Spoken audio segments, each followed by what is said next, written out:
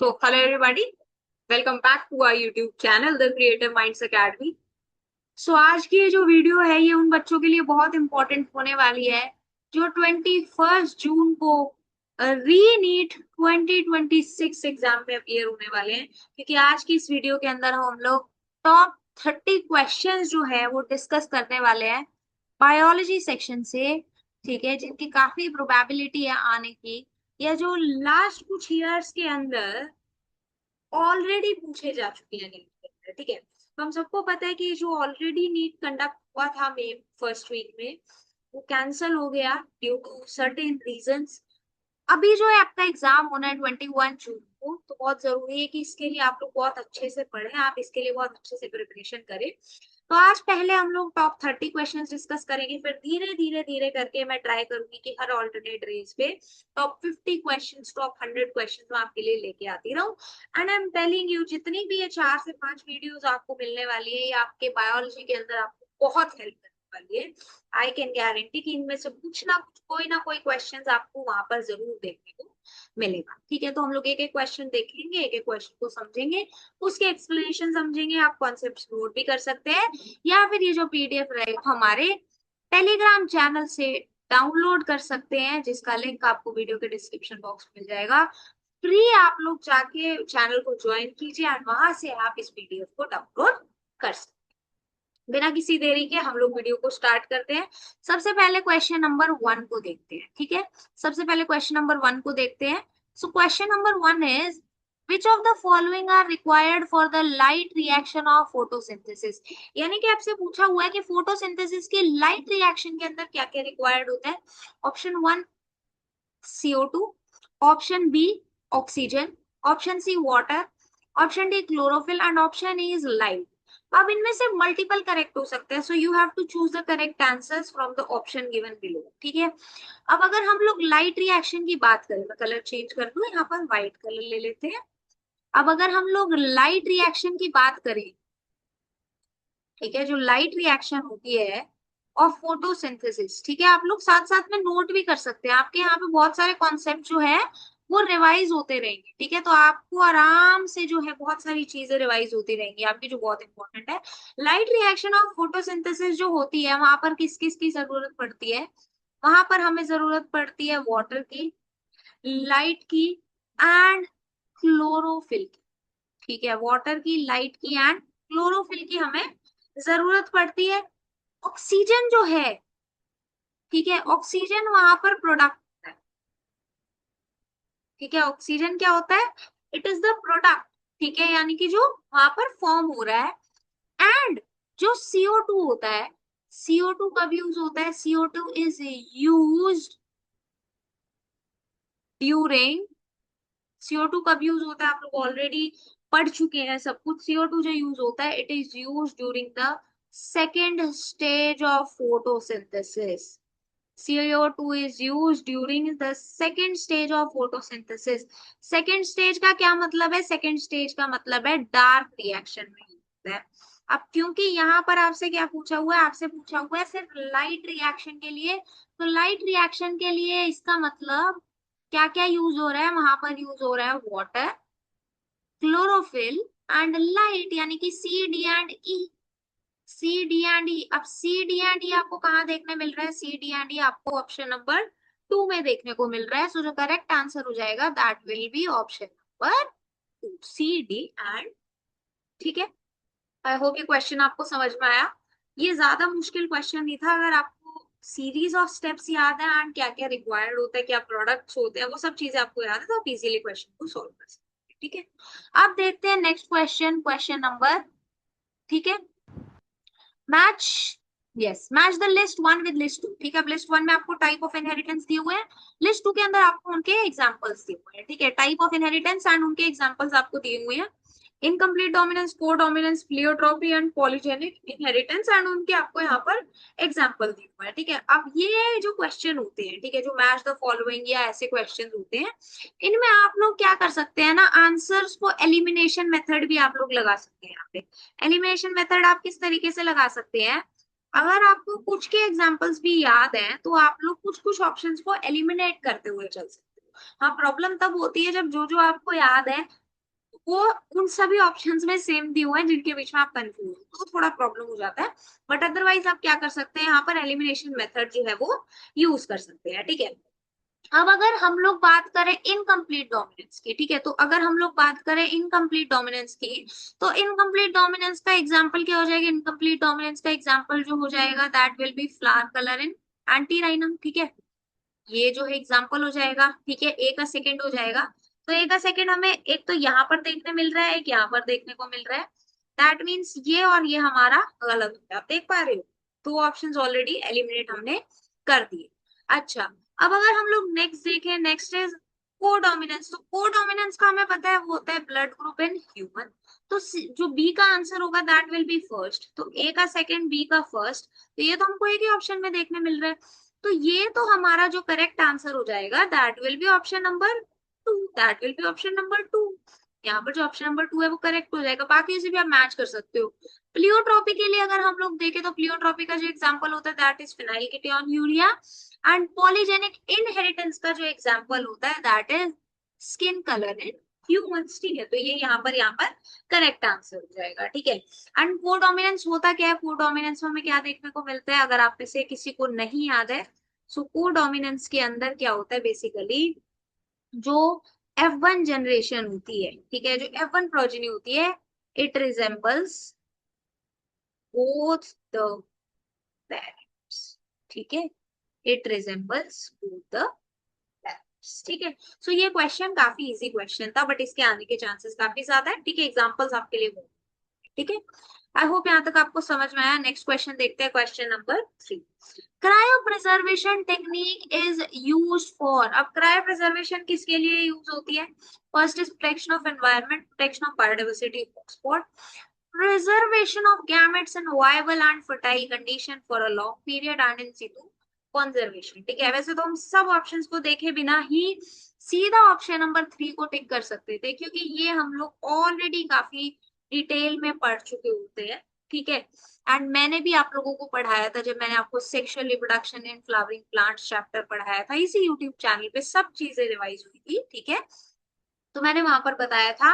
And ये जो cryo preservation होता है, ठीक है, जो क्रायो प्रिजर्वेशन होता है, व्हाइट कलर ले ले, ठीक है, व्हाइट ले लेते हैं। जो क्रायो प्रिजर्वेशन होता है, ठीक है, it is a type of ex situ conservation. ये आपने याद रखना है, ये ऑप्शन में कहीं दिया नहीं हुआ, बट हो सकता है इस तरीके से वो आपसे पूछ ले। सो क्रायो प्रिजर्वेशन जो होता है it is a type of ex situ conservation, and ये आपने नहीं भूलना है, ठीक है। This is something which you need to remember, तो ये आप लोग यहाँ पर याद, ठीक है। आई होप यहाँ तक आपको समझ में आया, ठीक है। ये भी क्वेश्चन जो है उतना मुश्किल नहीं था। क्वेश्चन नंबर 4 देखते हैं। The part mark as X in the given figure is. अब यहाँ पर आपको एक डायग्राम दिया हुआ है, ठीक है, एंड आपसे ये एक्स पार्ट पूछा हुआ है, ये क्या है। Option 1 is endosperm, option B is thalamus, option C endocarp, and option number D और ऑप्शन नंबर 4 इज मेसोकार्प। अब मान लो कि आपको यही नहीं पता कि ये डायग्राम है क्या, तो अगर आपसे डायग्राम्स पूछे जा रहे हैं, ठीक है, सबसे पहले तो अगर आपसे कोई भी डायग्राम रिलेटेड क्वेश्चन पूछा जा रहा है, तो डायग्राम का आइडेंटिफिकेशन आपको पता हो, ये बहुत जरूरी है। अगर आपको यही नहीं पता कि वो डायग्राम है किस चीज का, तो आप कैसे बता पाओगे कि वो पर्टिकुलर पार्ट है, ठीक है। डायग्राम का आइडेंटिफिकेशन बहुत जरूरी है, डायग्राम की लेबलिंग याद होना बहुत जरूरी है, एंड डायग्राम के अंदर जो डिफरेंट पार्ट्स हैं उनके फंक्शन आपको पता होना बहुत जरूरी है, तो ये आपने याद रखना, ठीक है। अब अगर मैं इस पर्टिकुलर डायग्राम की बात करूं, तो यहाँ पर आपको क्या देखने को मिल रहा है, this is a diagram of false fruit, ठीक है। कौन से फॉल्स फ्रूट का डायग्राम है वो, स्ट्रॉबेरी, ठीक है, स्ट्रॉबेरी का ये यहाँ पर आपको डायग्राम दिखाया हुआ है। एंड इसमें जो एक्स पार्ट है ये किसको रिप्रेजेंट कर रहा है, इट इज रिप्रेजेंटिंग थैलेमस, ठीक है। जो एक्स है that is showing the thalamus part, okay, that is showing the thalamus part. So जो करेक्ट आंसर हो जाएगा that will be option number, that will be option number, ठीक है। आई hope यहाँ तक आपको समझ में आया। तो अभी तक हमने 4 क्वेश्चंस यहाँ पर डिस्कस कर लिए। अब हम लोग देखते हैं नेक्स्ट क्वेश्चन, क्वेश्चन नंबर 5। ठीक है, क्वेश्चन नंबर 5 को हम लोग देखते हैं। Okay, yes. Which one of the following products diffuses out of the chloroplast during photosynthesis? अब यहाँ पर अगेन आपसे क्वेश्चन जो है वो फोटोसिंथेसिस से पूछा हुआ है। फोटोसिंथेसिस के दौरान क्लोरोप्लास्ट के बाहर कौन सा प्रोडक्ट जो है वो डिफ्यूज आउट करता है, वो आपको बताना है।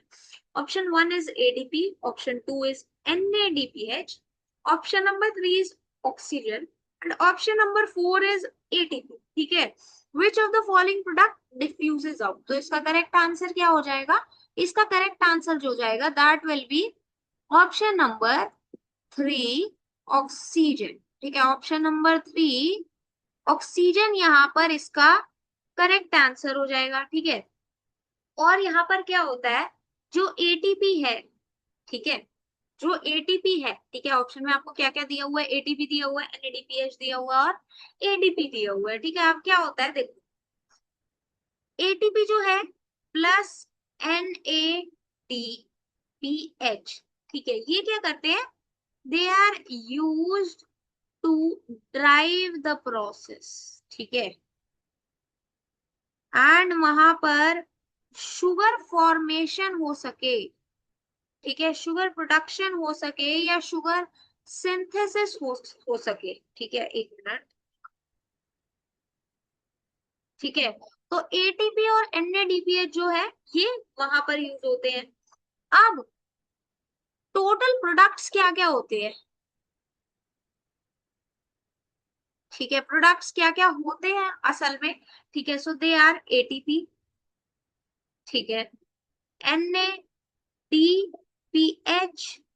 O2, ठीक है, बट इनमें से जो डिफ्यूज करता है वो सिर्फ ये, ठीक है, प्रोडक्ट्स तो होंगे ही, बट ऑक्सीजन जो है वो डिफ्यूज करेगा, और जो एटीपी और NADPH है they are use to drive the process. ठीक है, they are basically use to drive the process. ठीक है, एंड वहां पर क्या हो पाता है, बेसिकली शुगर प्रोडक्शन या शुगर सिंथेसिस हो पाता है। ठीक है, आई होप यहाँ तक आपको समझ में आया। ये क्वेश्चन जो है ये आपके लिए काफी इंपॉर्टेंट हो जाता है। अब यहाँ पर सबसे आप प्रोडक्ट नहीं पूछे हुए, ठीक है, आपसे पूछा हुआ है कि जो प्रोडक्ट्स है उनमें से डिफ्यूज आउट कौन सा करता है। ठीक है, तो डिफ्यूज आउट जो करता है वो ऑक्सीजन करता है। तो यहाँ पर जो करेक्ट आंसर हो जाएगा that will be option number 3। ठीक है, that will be option number 3 oxygen. Okay, I hope यहाँ तक आपको समझ में आया। अब हम लोग एक काम करते हैं, अब हम लोग नेक्स्ट क्वेश्चन देखते हैं। अब ये जो नेक्स्ट क्वेश्चन है ये भी दोबारा से क्या है, this is also a match the following type question. Okay, चलो इसको देखते हैं। क्वेश्चन नंबर 6 है ये। ओके, तो अब यहाँ पर आपसे क्या पूछा हुआ है, match the list 1 with list 2। ठीक है, सो बेसिकली फर्स्ट है बायोडाइवर्सिटी हॉटस्पॉट, फिर सेक्रेड ग्रुप्स, फिर Johannesburg south Africa alien species. Okay, तो अब आपने क्या करना है, लिस्ट 1 को लिस्ट 2 से मैच करना है। ठीक है, अब यहाँ पर भी अगेन आप क्या कर सकते हैं, आप पर एलिमिनेशन मेथड का यूज कर सकते हो। कितनी गंदी राइटिंग आ रही है ना, उसको मैं इरेज कर दूं। Okay, yes, so basically here also we can use the elimination method. Okay, तो यहाँ पर क्या हो जाएगा, अब आप ध्यान से देखो। ठीक है, अगर हम लोग बात करें world summit on sustainable development in 2002, ठीक है, तो ये कहाँ पे हुआ था, ये हुआ था जोहान्सबर्ग साउथ अफ्रीका में। ठीक है, ये कहाँ पर हुआ था, ये हुआ था जोहान्सबर्ग साउथ अफ्रीका में। यानी कि सी का जो करेक्ट आंसर हो जाएगा that will be option number 2। That will be option number 2। अच्छा, अब देखो सी का 2 कहाँ पर है, यहाँ पर है एंड यहाँ पर है, दैट मीन्स ये और ये वाला ऑप्शन जो है वो एलिमिनेट हो गया। ठीक है, अच्छा, अब नेक्स्ट आप लोग देखो। ठीक है, नेक्स्ट अगर आप लोग देखोगे यहाँ पर एलियन स्पीशीज इन्वेजन की अगर बात की जाए, तो एलियन स्पीशीज इन्वेजन से कौन रिलेटेड है, एलियन स्पीशीज इन्वेजन से रिलेटेड है पार्थेनियम और द कैरेट ग्रास। ठीक है, तो डी का जो करेक्ट आंसर हो जाएगा that will be option number 3। ठीक है, that will be option number 3। ठीक है, तो यहां से हमारा ऑप्शन नंबर 4 भी एलिमिनेट हो गया। तो करेक्ट आंसर क्या हो जाएगा, correct answer will be option number 1।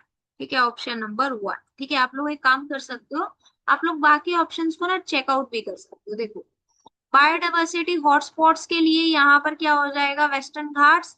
They are the biodiversity hotspots. Of biodiversity hotspots होते क्या है? बायोडाइवर्सिटी हॉटस्पॉट्स जो है, ठीक है, वो होते क्या है? दीज आर द रीजन्स, ठीक है, these are the regions with very high, ठीक है, स्पीशीज रिचनेस, ठीक है, yes, and high degree of endemism, ठीक है। एंड इनका एग्जाम्पल क्या हो सकता है? इनका एग्जाम्पल हो सकता है वेस्टर्न घाट्स, ठीक है, वेस्टर्न घाट्स इनका एग्जाम्पल है। तो ये यहाँ पर हमने समझ लिया। अच्छा, सेक्रेड ग्रूव्स क्या होते हैं उसका भी मैं डेफिनेशन आपको बता देती हूँ, ठीक है। ये तो यहाँ पर हमारा करेक्ट आंसर हो गया, ठीक है। अब सेक्रेड ग्रूव्स क्या होते हैं ये आप ध्यान से यहाँ पर समझो। Sacred groves are, oh my pen, yes, tracts of, अरे मेरा पेन टैबलेट कई बार बहुत लग जाता है। यस, अभी इसको देखते हैं। यस, अब देखते हैं। हाँ, सो बेसिकली सेक्रेड ग्रूव्स के अंदर क्या होता है, जो ट्रैक्ट्स ऑफ फॉरेस्ट होते हैं। ओ माय गॉड, यस, ठीक है, tracts of, just a minute,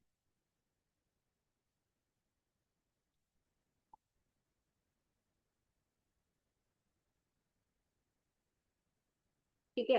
तो यहाँ पर क्या होता है, बेसिकली जो ट्रैक्ट्स ऑफ फॉरेस्ट होते हैं ना, क्या किया जाता है basically, they are set aside, ठीक है, एंड ऑल द ट्रीज, ठीक है, वहां पर बेसिकली जितने भी ट्रीज एंड वाइल्ड लाइफ होती है, एंड वाइल्ड लाइफ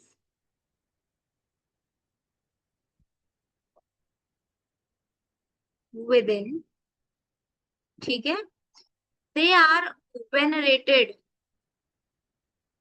ठीक है, यानी कि उनकी पूजा की जाती है, and they are given total protection, ठीक है। ये जो चीज है ना, ये काफी सारे कल्चर्स में की जाती है, this is done in many cultures, ठीक है। So this is a practice to basically protect the plants, ठीक है, that is the practice to protect the plants, ठीक है। तो ये यहाँ पर हो गया, ठीक है। अब देखो, क्वेश्चन जो था वो सिंपल था, बट मैंने यहाँ पर थोड़ा डेफिनेशन भी बताई, तो थोड़ा हमने टाइम ले लिया। अब हम लोग देखते हैं next question, question number 7। Which evolutionary phenomenon is depicted by the sketch given in the figure? अब यहाँ पर आपको एक स्केच दिखाया हुआ है, ठीक है, एंड आपको बताना है कि यहाँ पर कौन सा इवोल्यूशनरी फिनोमेना डिपिक्ट हो रहा है, ठीक है। So the first one option is artificial selection, then is genetic drift, then is convergent evolution, and उसके बाद में अडेप्टिव रेडिएशन की बात की है, ठीक है। तो अब अगर आप लोग इसको देखोगे ध्यान से, तो जैसे ही आप लोग इस फिगर को देखते हो तो हमें पता चल जाता है इसका जो करेक्ट आंसर होगा दैट विल बी, अरे यार, that will B adaptive radiation, ठीक है, उसका जो करेक्ट आंसर हो जाएगा वो अडेप्टिव रेडिएशन, ठीक है। अब यहाँ पर अगर आप लोग ध्यान से देखो तो इसका आंसर जो है वो आर्टिफिशियल सिलेक्शन नहीं हो सकता, ठीक है। क्या यहाँ पर आर्टिफिशियली सिलेक्शन किया जा रहा है? नहीं। जेनेटिक ड्रिफ्ट नहीं होगा, ठीक है। जेनेटिक ड्रिफ्ट क्या होता है, basically change in the genetic frequency by chance, ठीक है, that is a chance factor, तो वैसा भी नहीं हो रहा है। एंड अगर कन्वर्जेंट इवोल्यूशन की बात की जाए, ठीक है, तो कन्वर्जेंट इवोल्यूशन में क्या होता है, जो डिफरेंट स्ट्रक्चर्स होते हैं, ठीक है, जिनका डिफरेंट ओरिजिन होता है, ठीक है, different structures with different origin, मैं लिख भी देती हूँ, ठीक है। कन्वर्जेंट इवोल्यूशन में क्या होता है, डिफरेंट स्ट्रक्चर्स, अरे यार, विद डिफरेंट ओरिजिन, ठीक है। जो डिफरेंट स्ट्रक्चर्स होते हैं with different origins, they evolve for same function, ठीक है। यानी कि यहाँ पर क्या होते हैं, फंक्शन जो होता है वो सेम, ठीक है, कन्वर्जेंट इवोल्यूशन के अंदर। इसका जो करेक्ट आंसर हो जाएगा that will B adaptive radiation, ठीक है, that will B adaptive radiation. Option number 4 इसका करेक्ट आंसर यहाँ पर हो जाएगा, ठीक है। So it was a simpler question, ज्यादा इसमें प्रॉब्लम देने वाला क्वेश्चन ये नहीं था। नेक्स्ट हम लोग बात करते हैं क्वेश्चन नंबर 8, ठीक है। Question number 8 is again match the following. ये मैच द फॉलोइंग काफी सारे आपसे लास्ट ईयर्स में पूछे जा चुके हैं, ये आपसे पूछने के चांसेस काफी ज्यादा रहते हैं। मैच द फॉलोइंग, ठीक है, statement based questions, assertion, reason, ठीक है। So these are certain things जो आपसे पूछे जा सकते हैं, ठीक है, तो ये आपने याद रखना है। अब अगर हम लोग यहाँ पर इस क्वेश्चन को ध्यान से देखें, तो यहाँ पर भी आपको एक लिस्ट 1 दी हुई है एंड आपको एक लिस्ट 2 दी हुई है, ठीक है। यहाँ पर आपसे डिफरेंट स्ट्रक्चर्स ऑफ प्रोटीन दिए हुए हैं, primary structure of protein, tertiary structure, secondary structure and quaternary structure. And यहाँ पर उनके बारे में या तो पूछा हुआ है कि उनके स्ट्रक्चरल प्रॉपर्टीज क्या होती है, किस तरीके से बने होते हैं, कहाँ पर वो मिलते हैं, ठीक है। तो आपको बेसिकली वही यहाँ पर पता है, ठीक है। अब अगर इसको भी आप लोग ध्यान से देखो, यहाँ पर कलर में चेंज कर लेती हूँ, रेड ले लेते हैं, ठीक है। तो यहाँ पर भी अगर आप लोग ध्यान से देखो, प्राइमरी स्ट्रक्चर ऑफ प्रोटीन की अगर बात की जाए, तो वहां पर क्या होता है, पॉलीपेप्टाइड चेन होती है, ठीक है, पॉलीपेप्टाइड चेन होती है। तो यहाँ पर क्या हो जाएगा, ऑप्शन नंबर ए का तो थर्ड हो जाएगा। तो अब ए का थर्ड हमें कहाँ देखने मिल रहा है, इधर देखने मिल रहा है, इधर देखने मिल रहा है। सो ये जो दो ऑप्शन थे हमने ऑलरेडी एलिमिनेट कर, ओके। अब नेक्स्ट देखते हैं हम लोग, सेकेंडरी स्ट्रक्चर ऑफ प्रोटीन हमें कहाँ देखने को मिलता है। सेकेंडरी स्ट्रक्चर ऑफ प्रोटीन के अंदर, अच्छा, सेकेंडरी स्ट्रक्चर ऑफ प्रोटीन में हमें alpha helix and beta pleated sheets देखने मिलती है, ठीक है। तो बी का जो है वो फोर्थ हो जाएगा, बी का फोर्थ हमें कहाँ देखने मिल रहा है, यहाँ देखने मिल रहा है, ठीक है। तो ये ऑप्शन भी यहाँ पर एलिमिनेट हो जाएगा। तो करेक्ट आंसर जो हो जाएगा that will be option number 1, that will be option number 1, ठीक है। और जो टर्शरी स्ट्रक्चर ऑफ प्रोटीन होता है वहां पर डाइसल्फाइड बॉन्ड प्रेजेंट होते हैं। एंड जो क्वाटरनरी स्ट्रक्चर होता है, ठीक है, जो क्वाटरनरी स्ट्रक्चर होता है which is the assembly of more than one polypeptide chain, ठीक है, तो वो हमें कहाँ देखने मिलता है, अडल्ट ह्यूमन हीमोग्लोबिन, ठीक है। क्वाटरनरी स्ट्रक्चर के बारे में थोड़ा सा यहाँ पर मेंशन भी कर देती हूँ।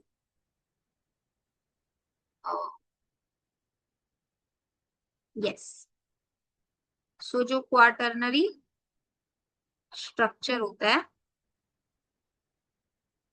ठीक है, ठीक है। तो अब यहाँ पर क्या होता है, basically it is an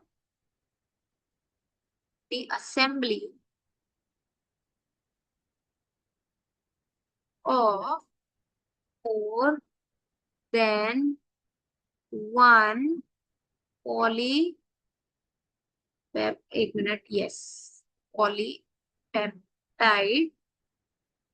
chains, ठीक है। And it is found in adult human haemoglobin, ठीक है। चलो, आई होप यहाँ तक आपको समझ में आया। Next is question number 9। देखो अभी मैंने आपको बोला था match the following statement based questions काफी पूछे जाते हैं। Here we have one statement based question, इसको देखते हैं। Given below are two statements. Statement number 1 is antibiotics are the chemicals which are produced by microbes that kill other microbes. Okay, ठीक है। Antibiotics are chemical formed in the body that eliminate microbes. ठीक है, अब यहाँ पर आपको दो statements दी हुई है, इनमें से अब इनके बेसिस पे आपसे यहाँ पे चार ऑप्शंस दिए हुए। Statement 1 is correct but statement 2 is incorrect, statement 1 is incorrect but statement 2 is correct, both statements are correct, both are incorrect. अब स्टेटमेंट्स को देखें, antibiotics are chemicals produced by microbes that kill the other microbes, ये statement तो ठीक है, okay. Antibiotics are chemicals formed in body that eliminate microbes, okay. तो ये statement भी तो ठीक है। तो इसका मतलब यहाँ पर करेक्ट आंसर क्या हो जाएगा, ऑप्शन नंबर 3। यहाँ पर करेक्ट आंसर जो हो जाएगा that will be option number 3, as both A and B are correct. ठीक है, दोनों स्टेटमेंट जो है वो यहाँ पर करेक्ट है। ठीक है, तो इसका जो करेक्ट आंसर हो जाएगा that will be option number 3। Okay, चलो नेक्स्ट क्वेश्चन देखते हैं, which is question number 10। Arrange the following parts in human memory gland. अच्छा, कलर दूसरा लेना पड़ेगा। In human memory gland traversing the route of milk ejection. ठीक है, यानी कि रूट ऑफ मिल्क इजेक्शन का आपको यहाँ पर रूट जो है, जो रूट ऑफ मिल्क इजेक्शन होता है ना, उसके अंदर डिफरेंट पार्ट्स किस किस किस सीरीज में इन्वॉल्व होते हैं वो आपको यहाँ पर बताना है इन ह्यूमन मेमोरी ग्लैंड। तो वो आपको यहाँ पर बताना है। अब इस क्वेश्चन को भी हम लोग एक बार ध्यान से देखते हैं। ठीक है, तो सबसे पहले अगर बात की जाए यहाँ पर ऑप्शंस में क्या क्या है, memory duct, lactiferous duct, memory alveolus, ampulla and memory tubule. तो अगर हम लोग मिल्क इजेक्शन के लिए बात करें तो सबसे पहले क्या आता है, सबसे पहले आता है मेमोरी एल्वियोलस। ठीक है, सबसे पहले आता है मेमोरी एल्वियोलस, यानी कि ऑप्शन नंबर सी। अब यहाँ से भी अगर हम लोग चाहें तो हम लोग ऑप्शन नंबर इसको एंड इसको एलिमिनेट कर सकते हैं। ठीक है, ओके। उसके बाद में क्या होता है, उसके बाद में होता है मेमोरी ट्यूब्यूल। ठीक है, मेमोरी ट्यूब्यूल, यानी कि ऑप्शन नंबर ए। ठीक है, तो ओके, ये यहाँ पर दोनों में सेम है। उसके बाद में क्या आता है, उसके बाद में आती है memory ducts. Okay, yes, memory ducts, यानी कि ऑप्शन नंबर ए। ठीक है, ओके, तो यहाँ से हमने ये वाला भी एलिमिनेट कर दिया। ये भी यहाँ पर, सॉरी रुको, ये यहाँ पर नहीं, ये ऑप्शन नंबर 2 भी हमने एलिमिनेट कर दिया। तो इसका जो करेक्ट आंसर हो जाएगा that will be option number 3। उसके बाद में क्या होता है, उसके बाद में होता है,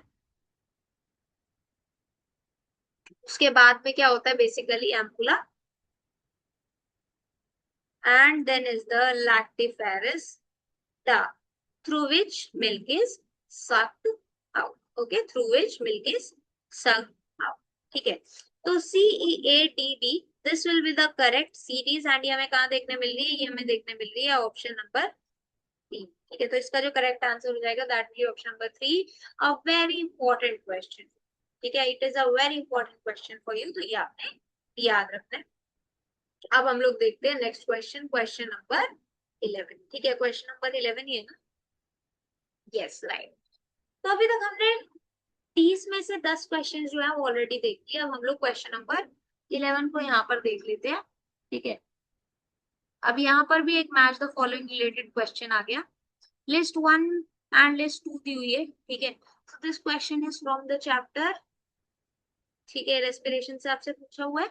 ठीक है, फर्स्ट इज रेजिडुअल वॉल्यूम, फिर vital capacity, excretory capacity and tidal volume, इनके बारे में आपसे पूछा हुआ है। तो अब इनको भी हम लोग एक एक करके देखते चलते हैं। ठीक है, अब रेजिडुअल वॉल्यूम के बारे में अगर बात की जाए तो रेजिडुअल वॉल्यूम क्या होती है, it is the volume of air remaining in lungs after forcible expiration. ठीक है, तो इसका तो करेक्ट आंसर जो जाएगा that will be option number 3। अब एक का थर्ड रो में एक ही में देखने मिल रहा है, तो इसका जो करेक्ट आंसर हो जाएगा that will be option number 3। ठीक है, बाकियों को भी आप लोग चेक कर सकते हो ऑप्शंस को। वाइटल कैपेसिटी क्या होता है, it is the maximum volume of air that can be breathed in after forced expiration. Expiratory capacity अब क्या होता है, expiratory capacity is the total volume of air expired after normal inspiration. Tidal volume is the volume of air inspired और expired with normal respiration. ठीक है, तो इसका भी जो करेक्ट आंसर हो जाएगा that will be option number 3। Okay, I hope यहाँ तक आपको समझ में आया। अब हम लोग देखते हैं क्वेश्चन नंबर, ठीक है, select the incorrect statements regarding mechanisms of muscle contraction. Muscle contraction से रिलेटेड अब ये दोनों क्वेश्चंस हमें ह्यूमन फिजियोलॉजी से देखने मिल रहे हैं। मसल कॉन्ट्रैक्शन रिलेटेड आपको कुछ स्टेटमेंट्स नीचे दी हुई है, एंड आपको बताना है कि उनमें से कौन सी जो स्टेटमेंट्स है वो करेक्ट है। अब देखो क्या होता है ना, बच्चे यहाँ पर कंफ्यूज हो जाते हैं, करेक्ट की जगह इनकरेक्ट मार्क कर देंगे, इनकरेक्ट की जगह करेक्ट मार्क कर देंगे। तो ये आपने नहीं करना है, क्वेश्चन बहुत ध्यान से पढ़ो एंड उसके बाद में वही मार्क करो जो आपसे पूछा हो।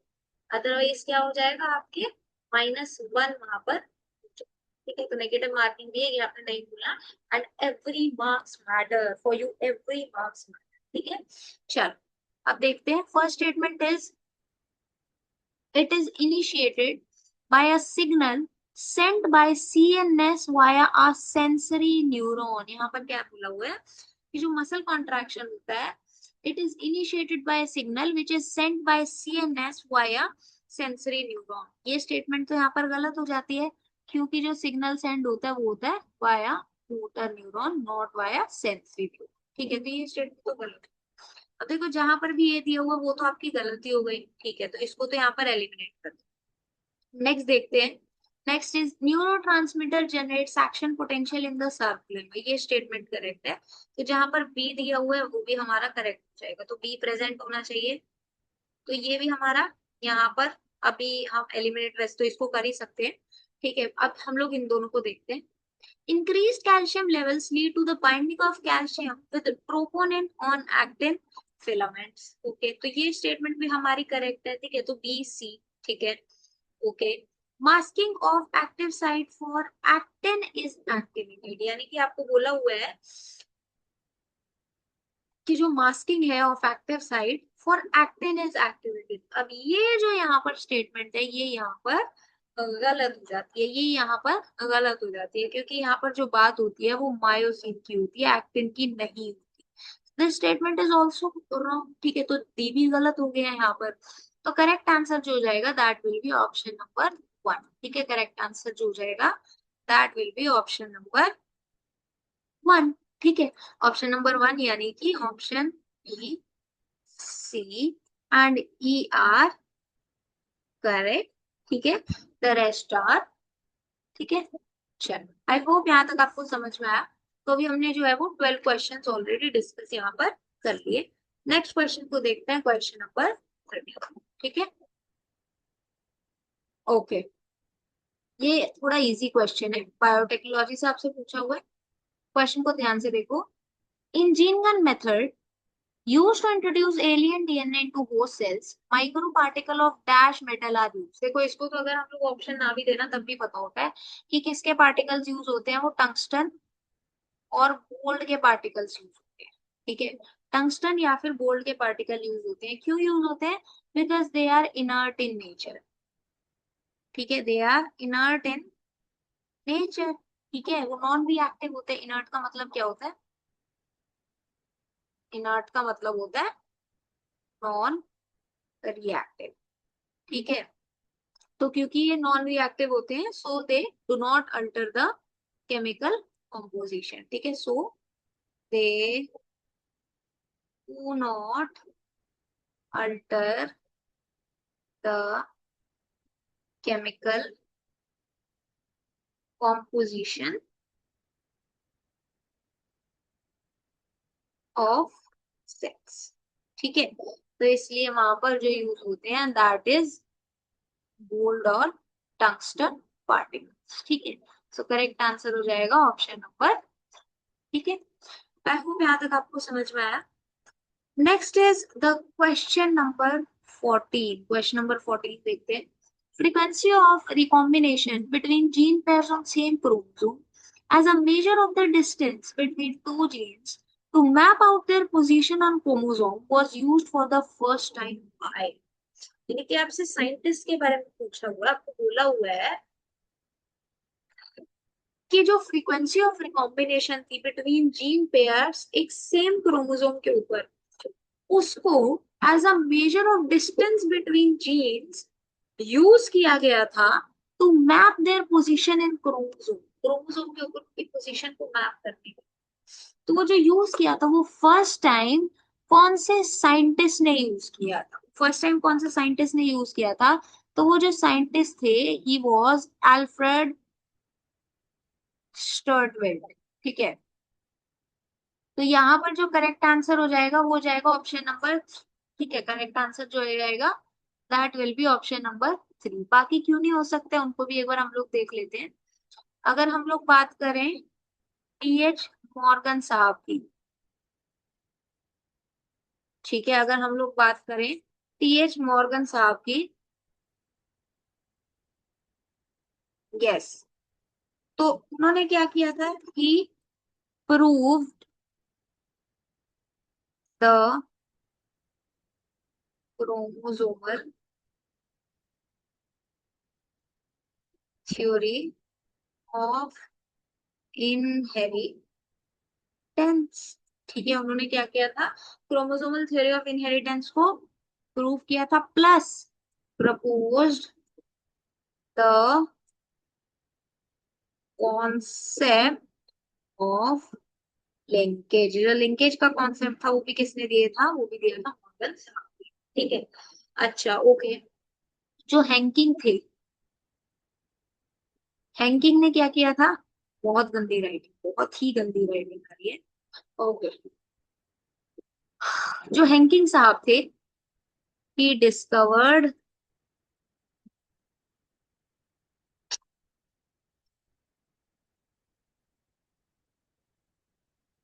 देख पा रहे हो, स्ट्रगल इज रियल।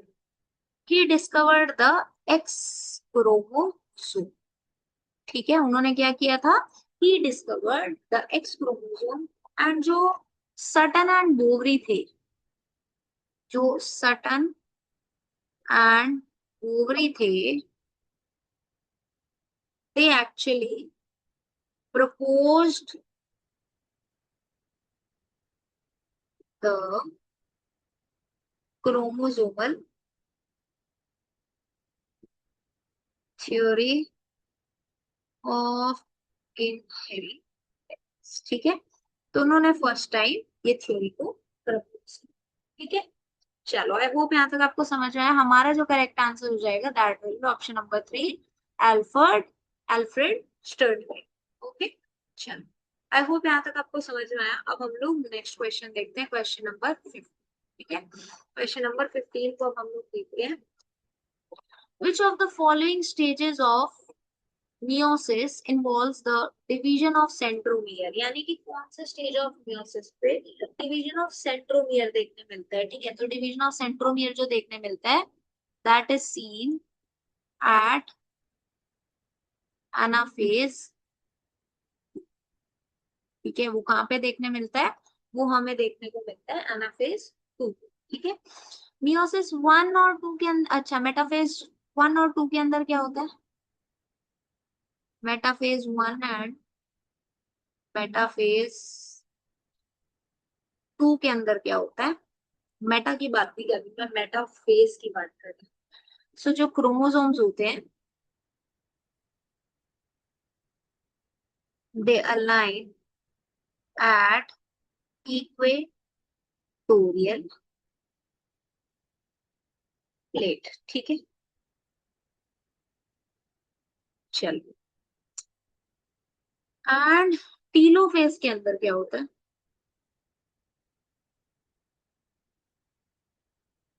टीलोफेज के अंदर क्या होता है, जो क्रोमोसोम्स होते हैं,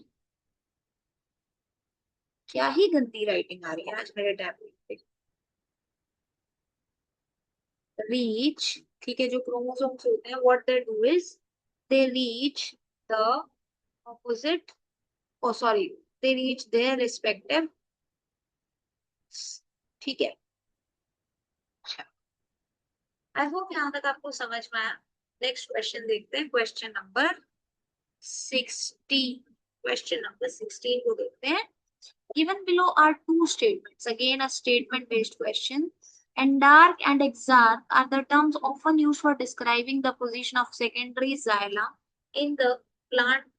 ठीक है, यानी कि आपको बोला हुआ है कि जो एंडार्क और एक्सार्क होते हैं, ये जो दो टर्म होते हैं, ये किस लिए यूज की जाती है, पोजीशन ऑफ सेकेंडरी जाइलम को दिखाने के लिए यूज की जाती है। अब ये स्टेटमेंट हमें यहीं पे पता चल गई कि गलत है, क्योंकि they are use for describing the position of primary xylem. किसके लिए यूज होती है, प्राइमरी जाइलम के लिए यूज होती है। ठीक है, ओके, तो स्टेटमेंट 1 तो जो है वो बेसिकली यहाँ पर इनकरेक्ट हो गई। Exarch condition is the most common feature of the root system, ये स्टेटमेंट करेक्ट है। ठीक है, ये स्टेटमेंट करेक्ट है, क्योंकि जो एग्जैक्ट कंडीशन देखने मिलती है that is more common in the roots. ठीक है, that is more the roots, तो ये स्टेटमेंट यहाँ पर करेक्ट हो गई। तो that mean statement 1 is false, statement 2 is true. So correct answer हो जाएगा option number, this is the correct answer. ठीक है, करेक्ट आंसर क्या हो जाएगा? Correct answer will be option number 4। ठीक है, option number, this is also an important question for you. ठीक है, अब हम लोग नेक्स्ट क्वेश्चन देखते हैं। ठीक है, तो हमने अभी मोर देन 15 क्वेश्चंस यानी कि more than half of the questions को डिस्कस कर लिए।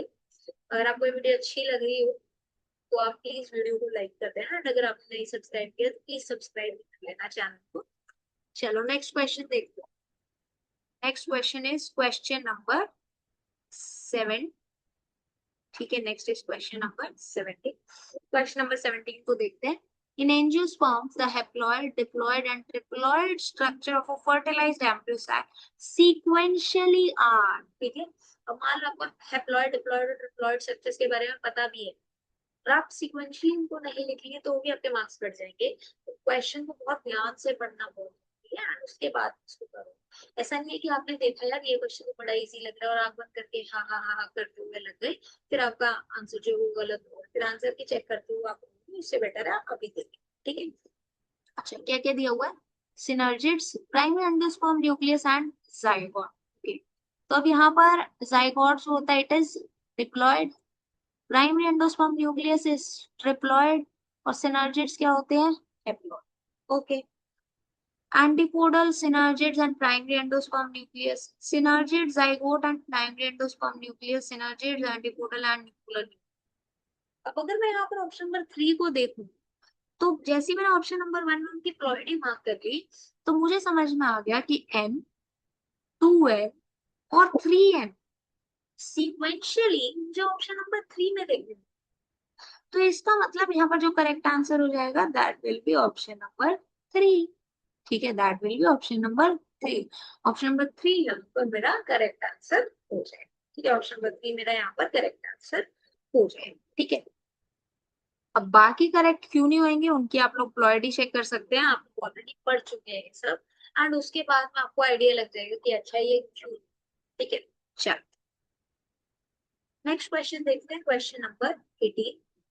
Yes, identify the pair of heterosporous pteridophytes among the following. यानी कि आपको क्या बताना है? Heterosporous pteridophytes. अब हेट्रोस्पोरस टेरिडोफाइट्स होते क्या है? यस, हेट्रोस्पोरस टेरिडोफाइट्स क्या होते हैं? That produce two different type of spores. जो दो different type of spores produce करते हैं वो टेरिडोफाइट्स जो है वो हेट्रोस्पोरस होते हैं। ठीक है, आपको उनका पेयर बताना है यहाँ पर। ठीक है, first is lycopodium and selaginella, selaginella and salvinia, psilotum and salvinia, equisetum and salvinia. अब सिलाजिनेला और साल्विनिया जो होते हैं these are the heterosporous pteridophytes. ठीक है, अब यहाँ पर भी सिलाजिनेला तो दिया हुआ है, पर जो लाइकोपोडियम होता है, ठीक है, जो लाइकोपोडियम होता है दैट इज होमोजोगस। ठीक है, एंड जो बाकी भी यहाँ पर आपको गिवन है, ठीक है, साल्विनिया ठीक है यहाँ पर भी गिवन है, बट जो साइलोटम और इक्विसेटम और लाइकोपोडियम है दीज आर होमोस्पोरस। तो मैं इनको भी मेंशन कर देती हूँ। यहाँ पर होमोस्पोरस कौन से हैं? होमोस्पोरस यहाँ पर हो जाएंगे जो सिर्फ वन टाइप के स्पोर्स प्रोड्यूस करेंगे। ठीक है, only one type of spores वो प्रोड्यूस करेंगे। ठीक है, तो एग्जाम्पल है लाइकोपोडियम, ठीक है, साइलोटा,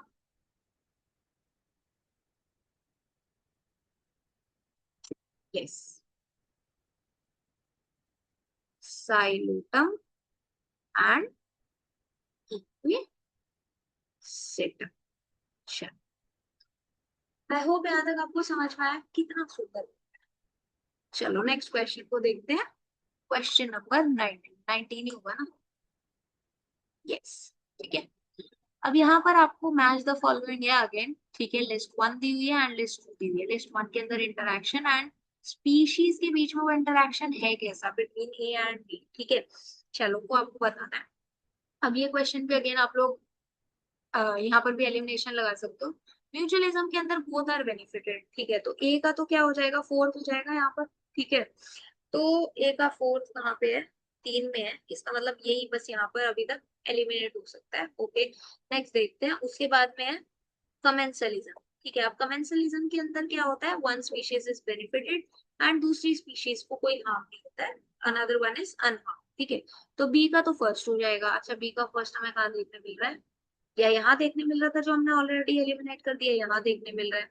तो correct answer will be option number 2। Correct answer will be option number 2। ठीक है, बाकी भी आप लोग चेक करो बच्चों। अमेंसलिज्म के अंदर क्या होता है, one species is harmed and another one is unaffected. And parasitism के अंदर क्या होता है, एक को नुकसान होता है और एक को फायदा। ठीक है, एक को फायदा होता है, एक को नुकसान। ठीक है, one species is benefited and the another one is harm. ठीक है, चलो, सो correct answer will be option number. Okay, चलो नेक्स्ट क्वेश्चन देखते हैं। Question number 20, again it is a match the following list one with list. ठीक है, यहाँ पर आपको कुछ ऑर्गेनिजम्स दिए हुए हैं एंड यहाँ पर कुछ एक्सक्रीटरी स्ट्रक्चर्स की बात की हुई है। ठीक है, अगर आप इसको ध्यान से देखो, ठीक है, टीनिया, पैरामीशियम, पेरिप्लेनेटा एंड फेरेटिका एंड इधर nephridia, contractile vacuole, flame cells and uric. ठीक है, अब आपको करेक्ट आंसर यहाँ पर चूज करना है। आई गेस मैंने इसका यहाँ पर करेक्ट आंसर वाला नहीं लगाया। ओके, तो इसको हम लोग अभी के लिए या तो छोड़ देते हैं। ठीक है, मैं इसको ऑप्शन चेक कर लेती हूँ एंड मैं यहाँ पर उसको लगाऊंगी, फिर मैं इसको नेक्स्ट वीडियो के अंदर या कवर करती हूँ। इसको हम लोग अभी लास्ट में देखते हैं। ठीक है, चल इसको पहले हम लोग चेक कर लेते हैं। This is question number 20। ठीक है, क्वेश्चन नंबर 21 पहले हम लोग देख लेते हैं। List one with list two. ठीक है, अगेन, ठीक है, इसको भी देखते हैं अभी। P wave, Q wave, QRS complex and T wave. Again, this question is from human physiology. ठीक है, चलो देख लेते हैं इसको भी। P wave, Q wave, QRS complex and T wave। ठीक है, इनके बारे में आपसे यहाँ पर पूछा हुआ है। अब सबसे पहले अगर P wave की बात करें, ठीक है, तो P wave के अंदर क्या होता है, P wave के अंदर होता है डिपोलराइजेशन ऑफ अर्थ। ठीक है, पी वेव के अंदर क्या होता है, डिपोलराइजेशन ऑफ आर्टरी। तो यहाँ पर ए का तो करेक्ट आंसर थर्ड हो जाएगा। ओके, वैसे तो हमें ए का थर्ड और कहीं नहीं देखने मिल रहा है, तो इसका हम लोग करेक्ट आंसर यही पे मार्क कर सकते हैं, ऑप्शन नंबर 1। ठीक है, क्योंकि क्या हो रहा है बेसिकली, पी वेव के अंदर हो ही क्या रहा है, इलेक्ट्रिकल एक्साइटेशन हो रहा है। ठीक है, इलेक्ट्रिकल एक्साइटेशन। ठीक है, यहाँ पर क्या देखने मिल रहा है, इलेक्ट्रिकल एक्साइटेशन देखने को मिल रहा है। ठीक है, यानी कि डिपोलराइजेशन देखने मिल रहा है। अच्छा, क्यू वेव के अंदर क्या होता है, बिगनिंग ऑफ सिस्टोल। ठीक है, okay, Q R x complex के अंदर क्या होता है, क्यू आर एक्स कॉम्प्लेक्स के अंदर डिपोलराइजेशन ऑफ वेंट्रिकल्स होता है। ठीक है, और उसकी वजह से वहां पर जो कॉन्ट्रैक्शन है वो इनहिबिट हो जाती है। ठीक है, वहां पर क्या हो जाता है, जो कॉन्ट्रैक्शन है वो क्या हो जाती है, इट इज इनहिबिटेड।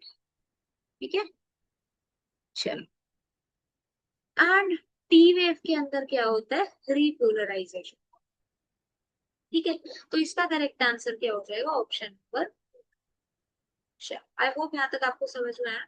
अब हम लोग एक काम करते हैं, क्वेश्चन नंबर 22 को देखते हैं। ठीक है, अब हम लोग क्वेश्चन नंबर 22 को देखते हैं। अब this is again a statement based question. आपको दो स्टेटमेंट दिए, आपको बताना है कि नीचे जो आपको ऑप्शन दिए हुए उनमें से कौन सा जो है वो करेक्ट है। ठीक है, चलो अब इसको भी देख लेते हैं। Statement 1 is low temperature preserves the enzyme in a temporarily inactive state, whereas high temperature destroys the enzymatic activity because proteins are denatured by heat। ये स्टेटमेंट तो यहाँ पर बिल्कुल ठीक है। क्यों, क्योंकि जो लो टेम्परेचर है वो क्या करता है, it preserves the enzyme in temporarily inactive stage, but high temperature क्या करता है, एंजाइमेटिक एक्टिविटी को क्या कर देता है, डिग्रेड कर देता है, डिस्ट्रॉय कर देता है। क्योंकि प्रोटीन जो है they are denatured by heat. ठीक है, डीनेचरेशन हो जाता है प्रोटीन्स का in the heat, excess of heat. When the inhibitor closely resembles the substrate in its molecular structure and inhibits the activity of enzyme, it is known as the competitive inhibitor. तो ये statement भी यहाँ पर ठीक हो जाती है, ठीक है. This statement is also correct. तो करेक्ट आंसर क्या हो जाएगा? Correct answer will be option number 1. ठीक है, correct answer will be option number 1. Both statements 1 and statement 2 are correct. ठीक है, तो ये यहाँ पर ठीक हो जाएगा. ठीक है, this was an easy question. Next question देखते हैं. ये हमारा था question number 22. Next we'll see the question number 20. Radial symmetry is not found in the adults of phylum. ठीक है, यानी कि रेडियल सिमेट्री आप कौन से फाइलम के एडल्ट्स में नहीं देखने मिल रही, आपको यहाँ पर वो बताना है. ठीक है, आपको यहाँ पर वो बताना है. First is Ctenophora, then is hemichordata, then is cylindrata and then is echinodermata. तो आपको कहाँ पर देखने को नहीं मिलती? आपको हेमिकॉर्डेटा के अंदर रेडियल सिमेट्री देखने को नहीं मिलती. ठीक है, क्योंकि वहां पर क्या देखने मिलती है आपको? जो हेमिकॉर्डेटा होते हैं वहां पर आपको बाइलेटरल सिमेट्री देखने को मिलती है. ठीक है, वहां पर आपको क्या देखने मिल रही है? आपको वहां पर बाइलेटरल सिमेट्री देख. ठीक है, तो इसका जो करेक्ट आंसर हो जाएगा that will be option number. ठीक है, that will be option number 2. ठीक है, तो अगर आपको इनके फीचर्स याद है तो आप इसको इजीली 1 मिनट में सॉल्व कर सकते हो, वरना आपको प्रॉब्लम आएगी. Next is question number 24. Vital capacity of lungs. इससे रिलेटेड एक क्वेश्चन हमने ऊपर भी किया था, बट हाँ वहां पर हमको ऐसे इसका फॉर्मूला नहीं देना था. तो अब इस क्वेश्चन को अगर ध्यान से देखें, तो जो वाइटल कैपेसिटी ऑफ लंग होती है वहां पर क्या होता है? बेसिकली वाइटल कैपेसिटी के अंदर क्या होता है? ईआरवी होता है प्लस टीवी होता है. ठीक है, ईआरवी होता है, टीवी होता है, प्लस साथ में क्या होता है? आईआरवी. ठीक है, ERV TV plus IRV, ERV TV plus IRV. So correct answer will be option number. ठीक है, करेक्ट आंसर जो हो जाएगा that will be option number. Okay, चलो नेक्स्ट क्वेश्चन देखते हैं. Question number 25. Which of the following represents mating between relatives? अब ध्यान से पढ़ो, यहाँ पर क्या लिखा हुआ है? मेटिंग पढ़ के ही सिर्फ आपने आंसर नहीं मार्क करते हैं. यहाँ लिखा हुआ है मेटिंग बिटवीन, यहाँ पर आपको लिखा हुआ है, मेंशन किया हुआ मेटिंग बिटवीन टू रिलेटिव्स. ठीक है, इन ह्यूमन कैटेगरी. तो सबसे पहले अगर बात की जाए, जो मेटिंग बिटवीन रिलेटिव्स होता है, ठीक है, जो मेटिंग बिटवीन रिलेटिव्स होता है उसको नाम क्या दिया जाता है? It is consanguineous mating. उसका नाम क्या होता है? Consanguineous mating. ठीक है, एंड उसका सिंबल क्या होता है? उसका सिंबल होता है ये, उसका सिंबल होता है ये. तो करेक्ट आंसर क्या हो जाएगा? Correct answer will be option number 2. ठीक है, करेक्ट आंसर जो हो जाएगा that will be option number. ठीक है, चल आई होप यहाँ तक आपको समझ में आया. अब हम लोग एक काम करते हैं, अब हम लोग क्वेश्चन नंबर 26 को चेकआउट कर लेते हैं. इन cockroach excretion is bought about by. ठीक है, यानी कि कॉकरोच के अंदर जो एक्सक्रीशन का प्रोसेस हो रहा है it is bought about by, वो आपको यहाँ पर बताना है. ठीक है, first is phallic gland, uricose gland, nephrocytes, fat body and collateral glands. ठीक है, तो आपको इनमें से बताना है कि करेक्ट आंसर कौन कौन से हैं. ठीक है, एंड उसके बाद में आपको नीचे गिवन हुए ऑप्शन में से करेक्ट आंसर को जो है वो मार्क करना है. ठीक है, तो सबसे पहले अगर हम लोग यहाँ पर देखें, कॉकरोच के अंदर जो एक्सक्रीशन का प्रोसेस होता है उसके अंदर कौन कौन इन्वॉल्व होता है? यूरिकोज ग्लैंड इन्वॉल्व होता है. ठीक है, ओके, नेफ्रोसाइट्स इन्वॉल्व होते हैं. ठीक है, फैट बॉडी इन्वॉल्व होती है, बी सी एंड डी. ठीक है, ये वहां पर क्या होते हैं? इन्वॉल्व होते हैं. ठीक है, और इसके अलावा क्या कुछ और भी इन्वॉल्व होता है उसके अलावा? मैल्पीजियन ट्यूब्यूल्स भी इन्वॉल्व. ठीक है, सो करेक्ट आंसर जो जाएगा that will be option number 3, B C and D. ठीक है, चल आई होप यहाँ तक आपको समझ में आया। अब हम लोग देखते हैं क्वेश्चन नंबर 27। क्वेश्चन नंबर 27 देखते हैं। Which of the following is the characteristic feature of cockroach regarding sexual dimorphism? ठीक है, अब सेक्सुअल डाइमॉर्फिज्म होता क्या है, ठीक है, या फिर कौन सा ऐसा फीचर है जो बता रहे हैं कि वो सेक्सुअल डाइमॉर्फिज्म को रिप्रेजेंट कर रहे हैं, ठीक है, यानी कि सेक्सुअल डाइमॉर्फिज्म का मतलब क्या है, which is present in one sex but absent in the another, ठीक है, यानी कि वो आपको यहाँ पर बताना है, ठीक है। Dark brown body coloured and anal cerci, presence of anal style, yes this is correct. क्यों? क्योंकि ये क्या होता है, basically it is present in male cockroach,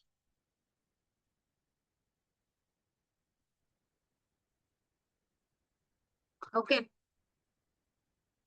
but absent in females, ठीक है, it is absent in females, ठीक है। प्रेजेंस ऑफ स्क्लेराइड्स नहीं, ये दोनों में प्रेजेंट होता है, प्रेजेंस ऑफ एनल सर्काइड तो ये भी दोनों में प्रेजेंट होते हैं, तो correct answer will be option number, ठीक है, correct answer will be option number, ठीक है। चलो आई होप यहाँ तक आपको समझ में आया। नेक्स्ट देखते हैं क्वेश्चन नंबर 28, ठीक है, क्वेश्चन नंबर 28 को भी देखते हैं। Match the list one with list, ठीक है, तो लिस्ट वन के अंदर आपको ऑप्शंस दिए हुए हैं, लिस्ट टू के अंदर आपको ऑप्शंस दिए हुए हैं, ठीक है, एंड आपको बताना है कि कौन सा किससे रिलेटेड, ठीक है, तो आपको यहाँ पर बताना है, ठीक है, वेरियस टाइप ऑफ टिश्यूज दिए हुए हैं एंड उनके आपको एग्जांपल्स बेसिकली मैच करने हैं, ठीक है, तो इसको भी हम लोग एक बार ध्यान से देख लेते हैं। मस्ट सेल्स की अगर बात की जाए, so they are basically an example of areolar connective tissue, ठीक है, ओके, तो ए का क्या हो जाएगा, सेकंड हो जाएगा, यानी कि या तो ये होगा या ये होगा, ये एलिमिनेट होगा यहाँ पर, ठीक है। नेक्स्ट देखते हैं, इनर सरफेस ऑफ ब्रोंकियोल, तो inner surface of bronchiole is lined by ciliated epithelium, ठीक है। तो बी का क्या हो जाएगा, फर्स्ट हो जाएगा, तो बी का फर्स्ट हो जाएगा, दैट मीन्स करेक्ट आंसर जो हो जाएगा वो ऑप्शन नंबर 3 हो जाएगा, करेक्ट आंसर जो हो जाएगा that will be option number, ठीक है, ये यहाँ पर गलत हो जाएगा। ब्लड जो होता है, ठीक है, blood is a specialised connective tissue, ठीक है, मान लो किसी को ये नहीं पता तो कम से कम वो इससे आइडिया लगा सकते हैं। And tubular parts of nephron they are made up of और लाइंड बाय क्यूबॉइडल टेबुल, ठीक है, तो ये यहाँ पर करेक्ट आंसर हो जाएगा। नेक्स्ट क्वेश्चन देखते हैं, क्वेश्चन नंबर 29, क्वेश्चन नंबर 29 देखते हैं। Yes, which of the following a combination is required for chemiosmosis, यानी chemiosmosis के प्रोसेस के लिए क्या क्या रिक्वायर्ड होता है, या which of the following combination given below is required, ठीक है, तो ये हमको बताना है। First is membrane, proton pump, proton gradient, ATP synthase, तो ये यहाँ पर करेक्ट हो जाएगा आई गेस, ठीक है, membrane, proton pump, proton gradient, NADP no, ठीक है, proton pump, electron gradient no, proton pump, electron gradient, NADP synthase no, so correct answer will be option number 1, ठीक है। केमियो ऑस्मोसिस के लिए क्या क्या रिक्वायर्ड है, केमियो ऑस्मोसिस के लिए हमें चाहिए मेम्ब्रेन, ठीक है, फिर प्रोटॉन पंप, ठीक है, एटीपी सिंथेज, ठीक है, एंड इसके अलावा प्रोटॉन ग्रेडियंट, ठीक है, ये पहले आएगा एटीपी सिंथेज, ठीक है। आई होप यहाँ तक आपको समझ में आया। नेक्स्ट क्वेश्चन देखते हैं, question number 30, the last question of this particular lecture, okay. Match the list one with list two, ठीक है, अगेन आपको मैच द फॉलोइंग देगा, कितने सारे मैच द फॉलोइंग इस पर्टिकुलर वीडियो के अंदर ये आया कि सब ऑलरेडी 6 जा चुके हैं, ठीक है, तो इनके पूछे जाने के चांसेस अभी भी है, तो ये आपके लिए बहुत इंपॉर्टेंट है, ठीक है। Oxidative decarboxylation, glycolysis, oxidative phosphorylation and TCA cycle, ठीक है, तो ये आपको दिए हुए हैं, तो आपको ऑप्शन जो है वो करेक्ट जो है वो मैच करते हैं, ठीक है, अब इसको हम लोग देख लेते हैं। सबसे पहले अगर बात की जाए ऑक्सीडेटिव डी कार्बोक्सिलेशन, ठीक है, ऑक्सीडेटिव डी कार्बोक्सिलेशन की। So it is related with pyruvate dehydrogenase, ठीक है। तो ओके, ग्लाइकोलिसिस की अगर बात की जाए तो glycolysis is related to EMP pathway, ठीक है, ओके। यानी कि ए का सेकंड बी का फोर्थ, ए का सेकंड बी का फोर्थ। अभी हमें कहाँ पे देखने मिल रहा है, एक यहाँ पे देखने मिल रहा है, एक यहाँ पे देखने मिल रहा है, ये यहाँ पर एलिमिनेट हो गए। नेक्स्ट देखते हैं ऑक्सीडेटिव फोस्फोराइलेशन की अगर बात की जाए, so oxidative phosphorylation is associated with the electron transport system, so TC का क्या हो जाएगा, थर्ड हो जाएगा, ठीक है। And TCA cycle citrate synthase, ठीक है, very simple. So correct answer will be option number, correct answer will be option number, ठीक है। चलो, तो इसी के साथ हमने फर्स्ट 30 क्वेश्चंस वाला ये जो लेक्चर था, ये जो फर्स्ट वीडियो थी, इसको कंप्लीट कर लिया, ठीक है। तो हमने ये 30 क्वेश्चंस जो है डिस्कस किए, which were very probable and very important, ठीक है। बहुत ही इंपॉर्टेंट क्वेश्चन है, तो इनके आपके लिए यहाँ पर रिवाइज करना बहुत जरूरी है। एंड हमारे बहुत सारे कॉन्सेप्ट भी जो है वो बेसिकली यहाँ पर revise, okay okay. So thank you so much, that's all for this particular lecture. ये जो नोट्स रहेंगे आप हमारे टेलीग्राम चैनल से डाउनलोड कर सकते हैं, जिसका लिंक आपको वीडियो के डिस्क्रिप्शन बॉक्स में मिल जाएगा। And you can also go and follow us on Instagram plus on our WhatsApp channel for many more updates. Okay? अगर आपको ये वीडियो अच्छी लगी then please like the video, do share with your friends. And अगर आपने अभी तक हमारे चैनल को नहीं सब्सक्राइब किया है then you are missing out on a lot of things, so please do support us by subscribing to our YouTube channel. We'll meet you with another interesting video. Till then, keep learning.